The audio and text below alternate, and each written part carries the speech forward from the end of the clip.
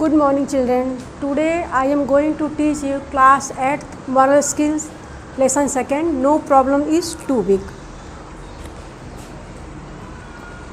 What are your strong points?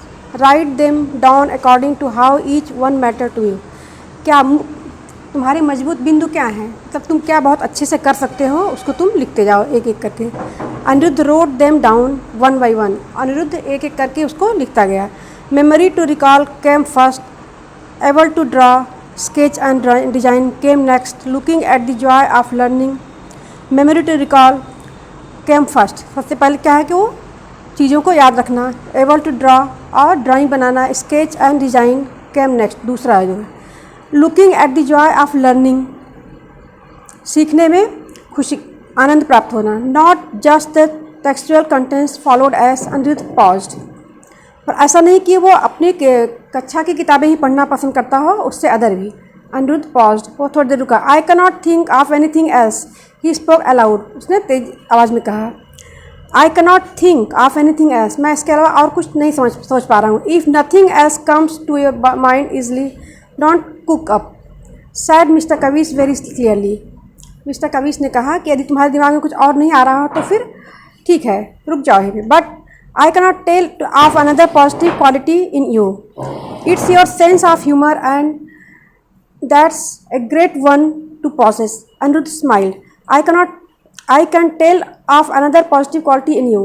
और mister Kavish कहते हैं, उसके कला के टीचर हुए, कह रहे हैं कि और तुम्हारे अंदर भी और भी जो है क्वालिटी, पॉजिटिव क्वालिटी है, सकारात्मक गुण है.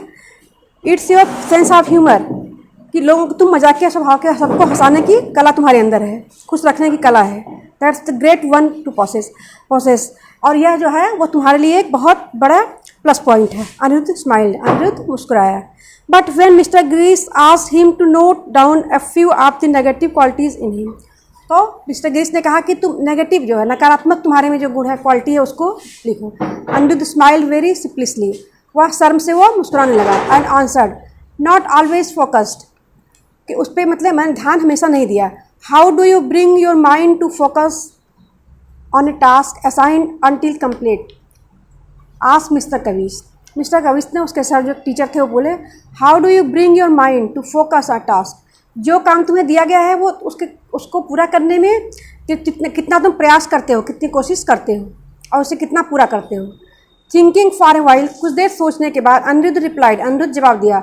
Looking at the available resources of and planning a way to work out a task.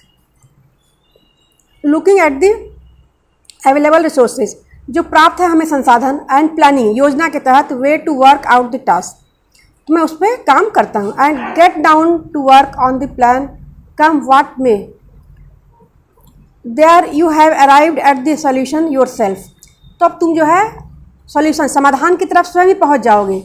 Beam the teacher, teacher ने सारा किया, संकेत किया. Now plan out the process step by at, अब हम लोग जो है योजना बनाते हैं स्टेप बाई स्टेप, मतलब एक एक कदम, एक के बाद एक. In the beginning it wasn't easy at all, और प्रारंभिक काल में तो वह इतना आसान नहीं था. डिस्ट्रैक्शन वर मैनी, और ध्यान भंग करने वाली चीज़ें भी बहुत सी थी.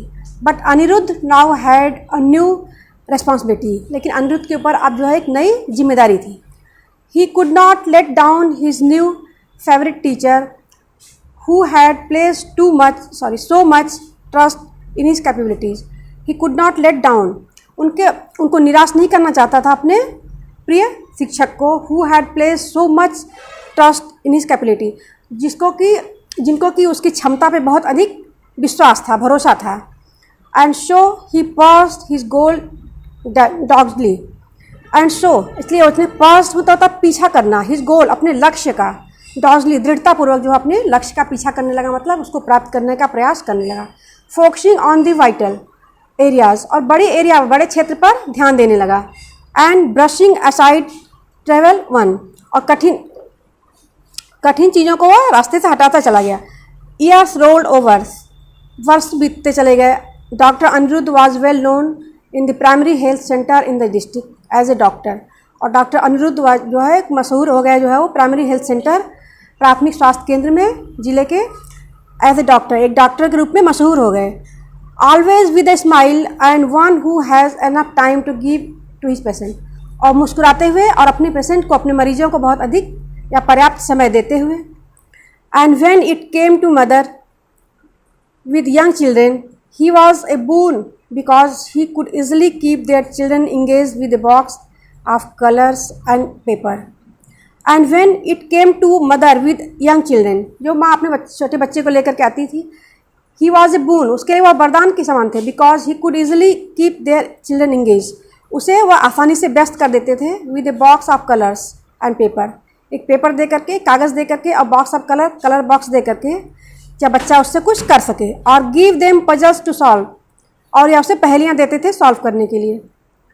ही patiently listen to their narrators, और वह अपने मरीजों की बातों को बहुत ध्यान से सुनते थे। And their access and fears, उनके दर्द को, उनके भय को।